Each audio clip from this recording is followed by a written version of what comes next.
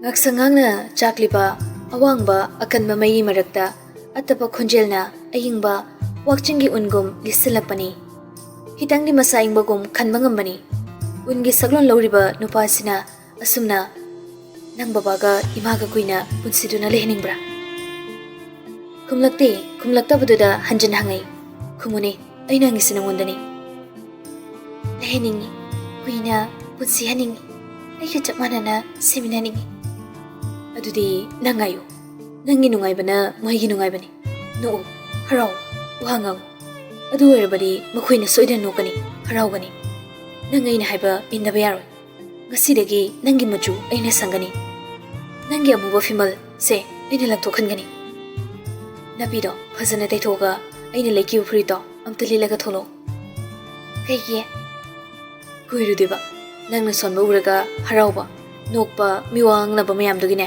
mamangda tamnagi anoba saklon sigine miwa mu nganghange adubu ngangnaribu miwa ni sidi soidena ina khenhangani ai tali hayeng koisi yarine hengdo ngasi koigadamni ngasi ge mutti ngasi na loshingadamni hayengna anoba mut ama purakpasu kanana khangba ngairamage so tholoba Thabana ngasai pizza ge toramba tablet to ta pairaga muthoklei ka ge mapan yodringaida Rina ngai holadi aidi sauni ko Jor sa thoklei mana tholakpada thabaga joige do sumang machi amada ungdana phamami makhoi ni gi mataudu bada nungai zaramdi ahalani dugi manakta tamna changslei ma nasaina sigi gulise pizza ganu haibse imalana khalamani tablet NC 0.5 kawi si toini seasonarbadi side effect yam laigani mid blur chalakpa tumina wangang da laiba aduga gyan tarakpada ngangkhiba wado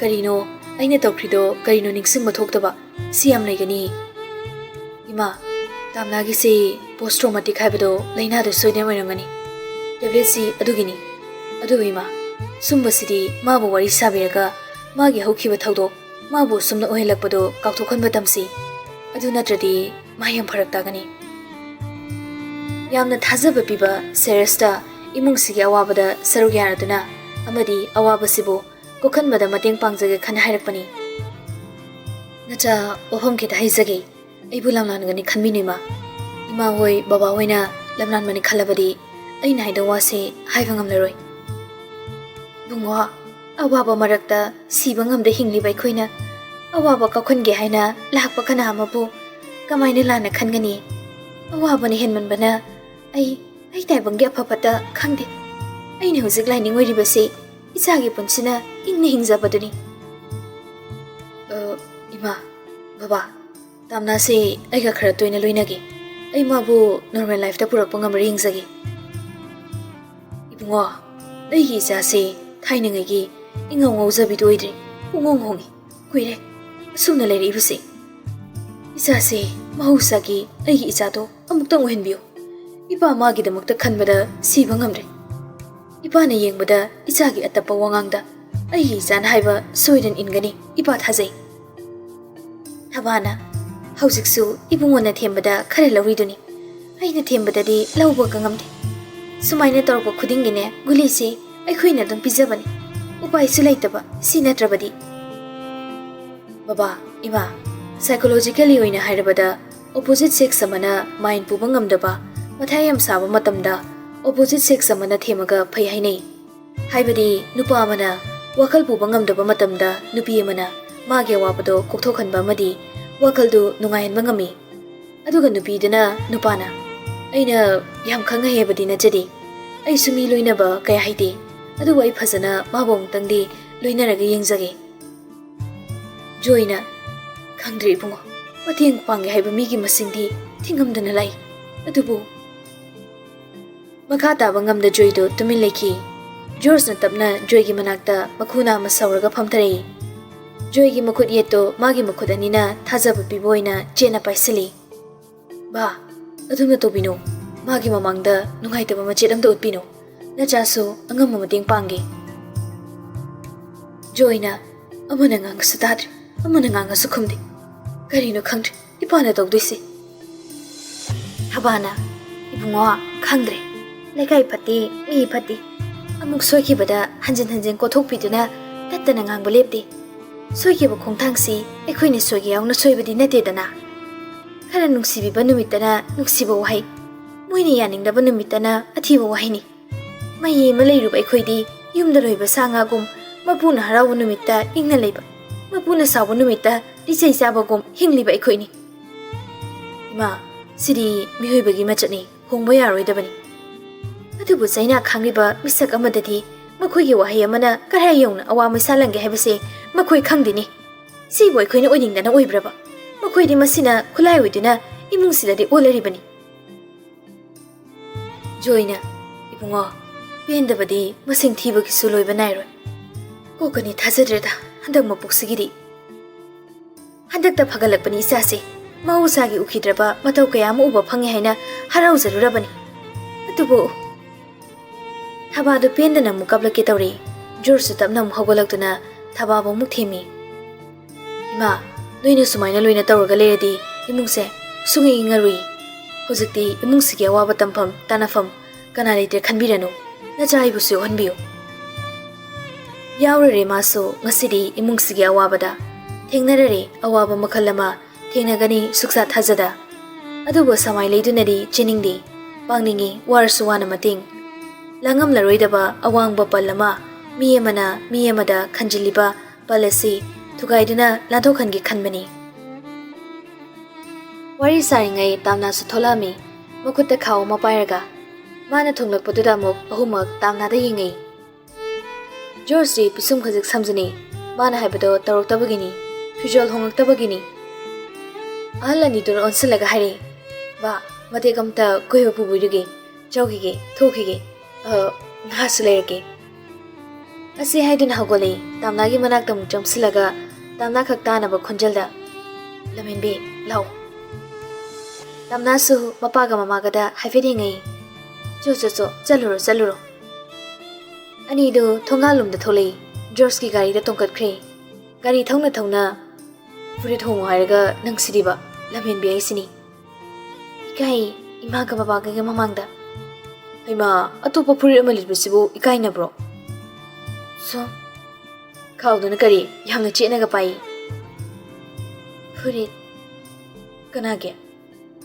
ꯅꯍꯥꯟ ꯂꯩꯕꯤꯕꯗꯣ ꯑꯣ ꯐꯨꯔꯤꯠꯁꯦ ꯄꯥꯏꯅꯕ ꯑꯣꯏꯔꯦ ꯂꯤꯠꯅꯕ ꯅꯠꯇꯕ ꯅꯍꯥꯟ ꯅꯣꯡꯃ ꯑꯩꯅ ꯅꯣꯏꯗ ꯂꯥꯛꯄ ꯀꯥꯟꯗ ꯆꯥꯛꯈꯨꯝꯗ ꯈꯖꯤꯡ ꯃꯥꯟꯕꯤ ꯑꯃ ꯆꯪꯈꯤꯕꯗꯣ ꯀꯅꯥꯅꯣ ꯍꯥꯏꯗꯤ ꯃꯔꯤ ꯃꯇꯥꯔꯕ ꯀꯅꯥ ꯂꯩꯁꯥꯕꯤ ꯃꯆꯥ ꯑꯃ ꯑꯩꯅ ꯄꯨꯈ꯭ꯔꯤꯗ ꯇꯥꯕꯗꯒ ꯅꯣꯛꯁꯤꯜꯂꯛꯄꯗꯣ ꯃꯆꯤꯟꯒ ꯌꯥꯝ ꯐꯕꯗꯣ ꯑꯣ ꯊꯣꯏꯅꯤ ꯅꯃꯥꯟꯅꯕꯤꯔꯣ ꯏꯅꯥꯎꯅꯨꯄꯤꯁꯤꯡꯅꯤ ꯑꯣꯍꯣ ꯃꯥ ꯅꯠꯇꯕ ꯀꯅꯥ ꯄꯨꯟꯒꯦ ꯀꯅꯥ ꯄꯨꯟꯗꯦ ꯏꯃꯥꯒꯤ ꯃꯄꯥꯝꯅꯦ ꯑꯩꯈꯣꯏꯅ ꯂꯩꯔꯤꯁꯦ ꯕꯕꯥꯗꯤ ꯁꯦꯛꯃꯥꯏꯗꯒꯤꯅꯤ ꯑꯣ ꯑꯗꯣ ꯗꯗꯥ ꯍꯣꯏꯗꯤ ꯀꯅꯥ ꯂꯩꯔꯤꯅꯣ ꯑꯩꯕꯨ ꯍꯥꯏꯈ꯭ꯔꯗꯥꯏꯅꯦ ꯇꯥꯕꯤꯔꯝꯃꯔꯣꯏꯅꯦ ꯊꯑꯣꯏꯅ ꯕꯕꯥ ꯏꯃꯥ ꯑꯩꯈꯣꯏꯏꯕꯦꯝꯃꯒ ꯑꯕꯦꯝꯃ ꯍꯥꯏꯗꯤ ꯏꯆꯟ ꯍꯣꯏ ꯑꯩꯒꯤ ꯏꯆꯟꯅꯨꯄꯤ ꯅꯣꯡꯃ ꯑꯩꯈꯣꯏꯗ ꯆꯠꯂꯨꯁꯦ ꯅꯠꯇ꯭ꯔꯒ ꯃꯥ ꯑꯣꯏꯅ ꯄꯨꯔꯛꯎꯔꯥ ꯄꯨꯔꯛꯑꯣ ꯑꯩꯗꯤ ꯄꯤꯛꯏꯉꯩꯗꯒꯤ ꯐꯦꯃꯤꯂꯤ ꯄꯨꯂꯞ ꯂꯩꯔꯛꯇꯦ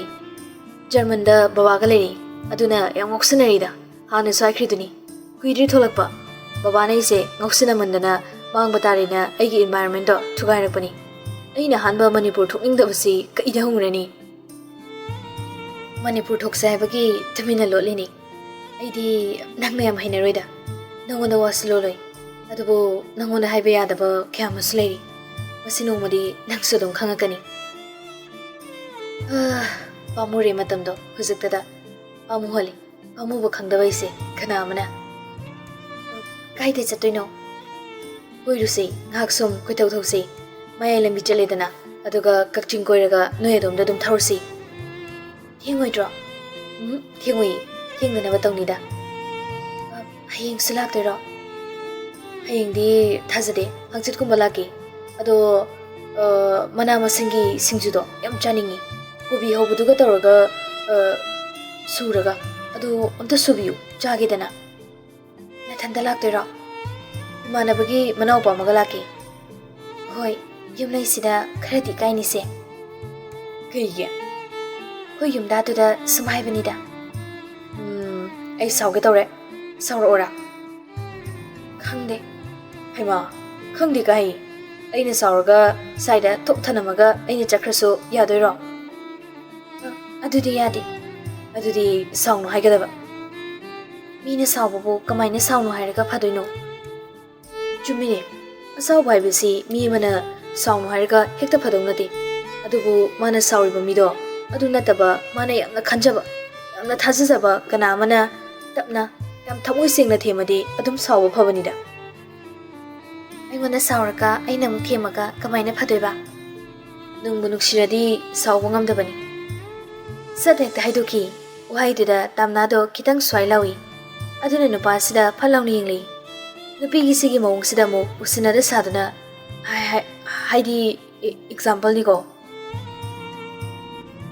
Nakanamadana mo joina lekaygi miwa ngangnaba mo kuchitsatlena ngangnadawribra mama.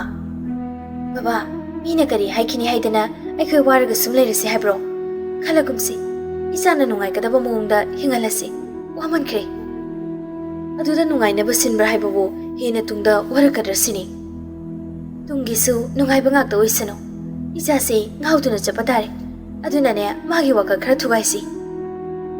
Alani dusu asumwari sanarami. Amuksu mayamna kari haikini kibani. Aduga amuksu machana nungaigadabado pambani. Numittu long drive ki type da thaurami gari do. Kakchingdagi nga leraga tamnabu mayumda thimmirami. Aduga masu halai. Masa maudo singna luza thoga eranoi dalami. Ronson su duk thanduna lermi. Adubadi George na Mawonobi duk thaliro. Duk thabanina kumakte pakum gairanda chumring changi. Himekada eron thabuk surami. Sangba kaukda leitida. Asi haiduna manakta changsilaga phamthari. Eron su lepte to khumjalaga. Babana thabuk khara losilona sinarapani. Aduine chakchar khalo. Adu haraknabaniba chak thongringaida ngalapna hanjilaisi. Ronson do duk thanba loiraga changami. Tamo chak thongro aidi ngamaroi. Puk thongroi aying lupa yang kai pigejo.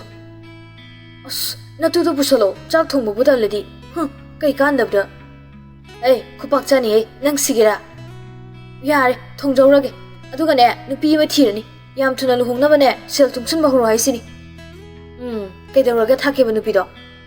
Tamona sel talisidi. Natuju thiba khangroi. Aduna ne itu thakpada mateng khra pangu. Ichaga se tamona pho haiba masungdo hekta pokchage. Hey nang sandal chagira nang ha sandal chagira ba. Matu thiba khangroi haisu sawine. Matu thiro haisu sawi. Itu thige haisu saw. Chak thongba tale haisu phugi haiba. Shi yoksala adine democracy mawalok treda. Right to freedom of speech kind. Amtu su wangang ba yadabasibu. Ngang dana chakhum lomda chumding changki. Matu thini su khangde chak thongni su khangde ma chandan gi yambani. George laknare haigumdana nupi ma yengodana ko mirol su leiti. Nang oina jelage nasam nanaga do nupi de hele sangwa. Kanek phi seladi adum amu man kibasu yaine. Nupi bo masam tuba kakthanar kansida nangna kai jage na bo khaino khangde. O nupi na kau har kanda kakcharage. Nisa phangi hele sam phangi kakthaladi hayeng ibani koinera kanda mana yaningdaba amta uba phangdari kamai romance tongnadoino. Mana ngoksinaba male nasamdu kau hai kanda. Ainaga sasat ka ari haiba ilena bomlang tu salaktoini. Nupi palakpaduda eronna onsilai. Aduga yam lumsina yenglaga haigumna nang yam change sorebo. Aibo karam kanda change soriba. Yam normal ori phingdreba. Yumda hanjani khangdabaduso pharine ha. Nupi loina basu loina dre. Babana yam harauzarbani. Aina nupi thiramdaigini aying nupi thirakanda hanai phibamda poptanina dum thum thap chilambani. As Hoi ai jeans budi amoi haiba ai khangida. Ai isaso ngakpa phaurisimari. Mina ngangba suka taningdaba aigi thokpa aina pambaningba dum tawbudo. Hojikti tongninre wani. Usilasidana. Ai yaukiba oktubi dose. Mana khangnabadi mana yaroi.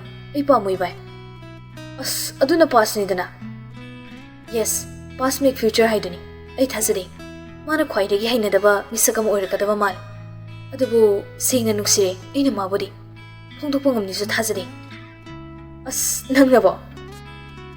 ꯑꯁꯦꯡꯕ ꯅꯨꯡꯁꯤꯕꯒꯤ ꯃꯐꯝꯗꯗꯤ ꯑꯩ ꯁꯨꯃꯥꯏ ꯁꯣꯜꯂꯦ ꯚꯥꯏ ꯑꯩ ꯌꯥꯝ ꯊꯤꯅ ꯉꯛꯏ ꯀꯩꯅꯣ ꯑꯩꯅ ꯇꯧꯔꯤꯁꯦ ꯀꯥꯏꯅ ꯈꯟꯖꯕ ꯈꯜꯂꯛꯄꯁꯨ ꯌꯥꯎꯏ ꯃꯥꯅ ꯈ꯭ꯋꯥꯏꯗꯒꯤ ꯍꯩꯅꯔꯣꯏꯗꯕ ꯃꯤꯁꯛ ꯑꯃ ꯑꯩ ꯑꯣꯏꯔꯨꯔꯦ ꯍꯧꯈꯤꯕ ꯄꯥꯁꯇ ꯃꯛꯂꯝꯕ ꯃꯥꯏꯊꯣꯡꯗꯣ ꯑꯃꯨꯛ ꯈꯖꯤꯛ ꯉꯥꯟꯊꯣꯔꯛꯏ ꯑꯩꯔꯣꯟꯗ ꯑꯣꯟꯁꯤꯟꯗꯨꯅ ꯍꯥꯏꯔꯛꯏ ꯇꯨꯝꯂꯝꯗꯥꯏꯒꯤ ꯎꯏꯁꯤꯟꯕ ꯃꯤꯠꯁꯤꯗꯁꯨ ꯃꯥꯕꯨ ꯌꯥꯎꯔꯛꯄꯒꯤ ꯑꯍꯥꯟꯕ ꯈꯟꯕ ꯋꯥꯈꯜꯁꯨ ꯃꯥꯅꯤ ꯑꯩ ꯉꯥꯎꯔꯤ ꯑꯩ ꯏꯁꯥꯅ ꯌꯥꯖꯩ ꯑꯩ ꯉꯥꯎꯔꯤ ꯏꯇꯥꯎ ꯑꯗꯨꯗꯤ ꯃꯥꯒ ꯅꯛꯅꯔꯒ ꯂꯣꯏꯅꯔꯒ ꯅꯛꯁꯤꯟꯅꯅꯕ ꯍꯣꯠꯅꯧꯗꯅ ꯃꯥꯒ ꯈ꯭ꯋꯥꯏꯗꯒꯤ ꯅꯛꯅꯕ ꯃꯤꯗꯤ ꯑꯩ ꯑꯣꯏꯈꯤꯕ ꯌꯥꯏ ꯑꯗꯨꯕꯨ ꯃꯥꯅ ꯈ꯭ꯋꯥꯏꯗꯒꯤ ꯅꯨꯡꯁꯤ ꯌꯥꯗꯕ ꯃꯤꯁꯛ ꯑꯃ ꯑꯣꯏꯔꯒꯗ꯭ꯔ ꯁꯤꯅꯤ ꯑꯩꯅ ꯋꯥꯏꯁꯦ ꯆꯥꯛꯈꯨꯝꯒꯤ ꯊꯣꯡꯖꯤꯟ ꯃꯄꯥꯟꯗ ꯅꯞꯄꯒ ꯕ꯭ꯔꯣꯟꯁꯟꯅ ꯈꯨꯝꯂꯛꯑꯝꯃꯤ ꯑꯣ ꯍꯦꯟꯖꯥꯡ ꯁꯦꯝꯃꯨ ꯂꯥꯛꯑꯣ ꯑꯪꯀ ꯇꯥꯛꯄꯤꯒꯦ ꯅꯨꯄꯤꯅ ꯅꯨꯡꯁꯤꯅꯕ ꯖꯣꯔꯖ ꯕ꯭ꯔꯣꯟꯁꯟꯅ ꯑꯣꯟꯁꯤꯜꯂꯒ ꯕ꯭ꯔꯣꯟꯁꯟ ꯍꯪꯆꯤꯠꯇꯤ ꯅꯇꯩꯃꯒꯤ ꯃꯅꯥꯛꯇ ꯀꯣꯏꯔꯨꯁꯦ ꯉꯝꯗ꯭ꯔꯦ ꯗ꯭ꯔꯥꯏꯚꯔ ꯁꯥꯍꯟꯒꯦ ꯍꯥꯏꯔꯣ ꯑꯩꯁꯤꯕꯨ ꯗꯗꯥꯒꯤ ꯖꯤꯞꯇꯨ ꯊꯧꯍꯜꯂꯒ ꯖꯣꯔꯖꯅ ꯑꯦꯔꯟꯗ ꯑꯣꯟꯁꯤꯜꯂꯒ ꯈꯨꯜꯂꯛꯄ꯭ꯔꯣ ꯁꯤꯉꯥꯡꯁꯤꯕꯣ ꯌꯥꯝ ꯊꯤ ꯈꯦꯠꯅꯩꯌꯦ ꯅꯪꯒ ꯑꯦꯔꯣꯟꯁꯨ ꯈꯥꯏꯕ ꯌꯥꯎꯁꯜꯂꯤ ꯑꯣꯔꯐꯥꯟꯗꯒꯤ ꯃꯤꯅꯥꯏ ꯑꯣꯏꯍꯟꯒꯦꯅ ꯑꯩꯅ ꯄꯨꯔꯛꯄꯅꯤ ꯕ꯭ꯔꯣꯟꯁꯟꯗꯨ ꯈꯥꯕꯩꯗꯨꯒ ꯃꯈ꯭ꯋꯥꯡꯗ ꯃꯦꯜꯂꯒ ꯊꯣꯔꯛꯑꯝꯃꯤ ꯈꯥꯕꯩ ꯑꯁꯥꯡꯕꯗꯨꯅ ꯃꯌꯥꯝꯕꯒꯤ ꯃꯃꯥꯏ ꯃꯄꯥꯗꯨꯗ ꯈꯨꯗꯣꯝꯕꯤ ꯊꯤꯟꯗꯧꯅ ꯊꯤꯜꯂꯛꯏ ꯀꯔꯤ ꯔꯤꯝꯁꯇꯅꯤ ꯈꯪꯉꯕ ꯑꯩꯈꯣꯏ ꯏꯃꯥꯅ ꯑꯩ ꯄꯣꯛꯏꯁꯦ ꯕꯕꯥꯅ ꯅꯨꯄꯤ ꯄꯣꯛꯇꯧꯔꯦꯅ ꯍꯔꯥꯎꯔꯒ ꯅꯨꯄꯥ ꯑꯣꯏꯅ ꯄꯣꯛꯂꯛꯑꯦꯅ ꯍꯥꯏꯌꯦ ꯈꯪꯉꯕꯣ ꯍꯦ ꯏꯟꯁꯥꯡꯒꯤ ꯀꯥꯔꯝꯕꯗ ꯅꯪ ꯕꯨꯂꯦꯠ ꯀꯦꯟꯁꯦꯜ ꯕ꯭ꯔꯣꯟꯁꯟꯗꯨ ꯆꯥꯛꯈꯨꯝꯗ ꯍꯣꯠꯇꯅ ꯑꯃꯨꯛ ꯆꯦꯟꯁꯤꯟꯈ꯭ꯔꯦ ꯑꯅꯤꯗꯣ ꯑꯣꯟꯁꯤꯟꯅꯔꯒ ꯅꯣꯛꯏ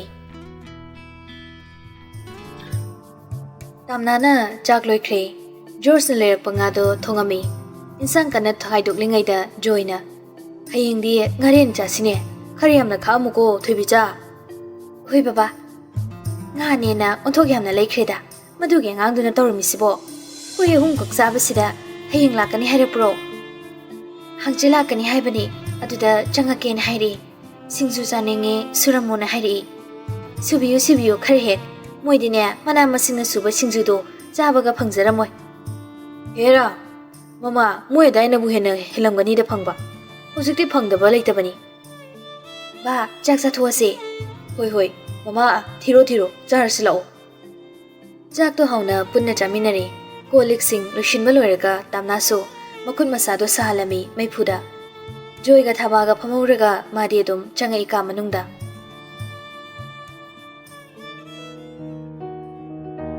ꯁꯅꯥꯌꯥꯏꯅ ꯉꯝꯃꯤ ꯅꯨꯄꯥꯒ ꯀꯣꯏꯕ ꯆꯠꯂꯗꯅ ꯉꯝꯃꯤ ꯍꯥꯏꯔꯤꯁꯤꯅꯤ ꯉꯔꯥꯡꯗ ꯇꯦꯊ ꯁꯥꯟꯅꯔꯒ ꯂꯩꯍꯧꯔꯦ ꯑꯗꯨꯒ ꯉꯁꯤꯅ ꯅꯨꯄꯥ ꯑꯃꯒ ꯀꯨꯟꯖꯣꯅ ꯍꯥꯏ ꯃꯤꯁꯨ ꯑꯃꯨꯛ ꯀꯣꯏꯕ ꯆꯠꯇ꯭ꯔꯗꯤ ꯀꯔꯤꯅꯣꯅꯦ ꯃꯁꯤꯅ ꯉꯥꯡꯕꯁꯤꯃ ꯌꯦꯡꯁꯤꯟꯈ꯭ꯔꯦꯍꯦ ꯅꯨꯄꯤ ꯅꯣꯏꯅ ꯌꯦꯡꯁꯤꯟꯕꯁꯦ ꯍꯣ ꯑꯩꯗꯤꯅꯦ ꯍꯔꯥꯎꯔꯤꯕꯅꯦ ꯑꯗꯨꯗ ꯃꯌꯨꯝ ꯄꯥꯟꯈ꯭ꯔꯗꯤ ꯍꯥꯏꯗꯅ ꯑꯗꯨ ꯅꯠꯇ꯭ꯔꯗꯤꯅꯦ ꯅꯆꯥꯅꯨꯄꯥ ꯄꯪꯕꯁꯦ ꯐꯥꯈꯤꯕ ꯇꯥꯔꯦꯅꯦ ꯑꯍꯤꯡ ꯇꯨꯝ ꯌꯥꯗꯦ ꯑꯩ ꯍꯩꯃꯥ ꯃꯁꯤꯗꯤ ꯀꯩꯅꯣꯝꯅꯤꯅꯦ ꯃꯤ ꯆꯨꯝꯅ ꯁꯨꯝ ꯂꯣꯏꯅꯖꯕꯅꯤꯅꯦ ꯅꯪꯕꯣ ꯁꯅꯥꯌꯥꯏ ꯀꯨꯟꯖꯣꯒꯤ ꯃꯃꯥꯏꯗꯨꯗ ꯅꯛꯁꯤꯜꯂꯒ ꯈꯨꯕꯥꯛꯀ ꯈꯨꯔꯒ ꯃꯃꯤꯠ ꯃꯅꯥ ꯌꯥꯎꯅ ꯍꯥꯏꯔꯝꯃꯤ ꯍꯣ ꯅꯠꯇꯤꯌꯦ ꯐꯥꯒꯦ ꯇꯧꯔꯤꯕ ꯀꯨꯟꯖꯣꯗꯣ ꯃꯥꯒꯤ ꯅꯨꯄꯤꯒꯤ ꯀꯤꯡꯗꯨꯗ ꯁꯥꯎꯅꯤꯡꯉꯣ ꯃꯥꯜꯂꯤ ꯍꯥꯏ ꯅꯪꯕꯨ ꯅꯅꯤꯡꯗꯨꯗꯅꯦ ꯈꯣꯡꯄꯥꯛꯅ ꯇꯥꯅ ꯀꯧꯔꯗꯤ ꯅꯄꯥꯝ ꯌꯧꯅꯤꯁꯦ ꯅꯨꯄꯤꯅ ꯂꯤꯔꯤ ꯈꯣꯏꯔꯤꯕ ꯈꯔ ꯇꯝꯃꯨꯅꯦ ꯏꯃꯨꯡꯁꯦ ꯂꯥꯏꯔꯦꯝꯕꯤꯒ ꯑꯝꯇ ꯆꯪꯕ ꯉꯝꯃꯔꯣꯏ ꯊꯣꯏꯅ ꯃꯥꯒꯤ ꯀꯥꯗꯒꯤ ꯊꯣꯛꯂꯒ ꯃꯄꯥꯒꯤ ꯃꯇꯦꯡ ꯄꯥꯡꯁꯤꯜꯂꯛꯏ ꯍꯥꯏꯒꯨꯝꯗꯅ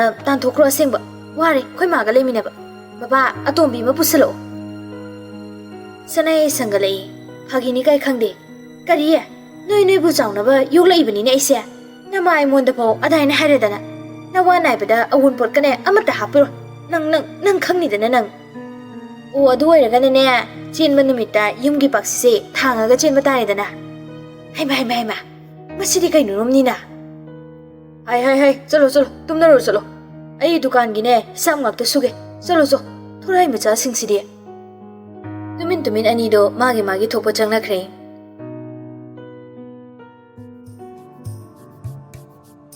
ꯇꯨꯝꯂꯝꯗꯥꯏꯗꯣ ꯃꯃꯤꯠꯇꯨ ꯎꯏꯁꯤꯜꯂꯨ ꯌꯥꯗꯦ ꯁꯨꯝ ꯍꯤꯞꯇꯨꯅ ꯂꯩꯕꯅꯤ ꯃꯥꯒꯤ ꯋꯥꯈꯜ ꯃꯌꯥꯝ ꯃꯔꯛꯁꯤꯗ ꯖꯣꯔꯖꯀꯤ ꯋꯥꯈꯜ ꯃꯆꯥ ꯑꯃꯁꯨ ꯂꯥꯝꯁꯤꯜꯂꯛꯇꯨꯅ ꯈꯜꯂꯝꯃꯤ ꯌꯨꯝ ꯌꯧꯔꯒ ꯌꯧꯔꯦꯁꯨ ꯍꯥꯏꯔꯛꯇꯦ ꯌꯥꯝ ꯒ꯭ꯌꯥꯟ ꯇꯥꯕ ꯃꯤꯗꯤ ꯁꯥꯏ ꯑꯗꯨꯒ ꯑꯩ ꯌꯧꯔꯤꯐꯥꯎ ꯍꯥꯏꯔꯛꯇꯦ ꯃꯥꯒꯤ ꯃꯑꯣꯡꯗꯨꯒꯗꯤ ꯍꯥꯏꯔꯛꯇꯧꯕ ꯃꯥꯟꯕꯅꯤ ꯍꯥꯏꯔꯛꯇꯕꯁꯤꯗ ꯑꯩꯅ ꯈꯜꯂꯤꯁꯤꯅ ꯑꯃꯨꯛ ꯀꯩꯒꯤ ꯉꯛꯆꯥꯅꯩ ꯀꯔꯤꯒꯤ ꯃꯥꯒꯤ ꯋꯥꯈꯜꯁꯤ ꯈꯤꯇꯪꯗ ꯑꯣꯏꯔꯕꯁꯨ ꯈꯜꯂꯛꯄꯅꯣ ꯍꯥꯏꯅ ꯑꯁꯨꯛ ꯁꯥꯡꯕ ꯄꯨꯟꯁꯤꯁꯤꯗ ꯀꯅꯥ ꯑꯃꯒꯤ ꯋꯥꯈꯜ ꯃꯥꯒꯤ ꯋꯥꯈꯜꯅ ꯆꯨꯁꯤꯟꯗꯕꯅꯤ ꯃꯥꯅ ꯇꯠꯇꯅ ꯈꯟꯕ ꯋꯥꯈꯜꯁꯤ ꯃꯌꯥꯝꯅ ꯃꯉꯣꯟꯗ ꯌꯦꯡꯂꯤꯕ ꯃꯤꯠꯌꯦꯡ Ngasina kanana kari hairakpa maburaga kanana kari ngangnaba sigi wakalsi khak natana nungaiba wakalsi macheda mata khanne adubu George wakalsi khalakpada kitang masa yangbagum masadu khara nungaibagum sutawi magi wakal khalingai kolsu tawsili ringking baga paide kitang sangna kingalaga pakhali nupasina halo haraktingaida manawaina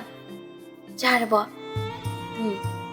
kay injang jaino aiga lakminaba irondo muida jari kangsoi thongba o yumda leirabo siti leheningbra leheningdabra wahangduda karama makhalgi wahangno wahangsi mangonda karigi hangaino haiba khanglami adubu kemta khumakti khumaktabududa mo hainingdiro natraga khumphomga khangdiraba kai khalaga hangaino kaina angka hotpa malida adui natida yumda laibana phatra namidangdi George masado sata khalei aduidi yumda lagi minute manga mulerga call toroke tumongonu ko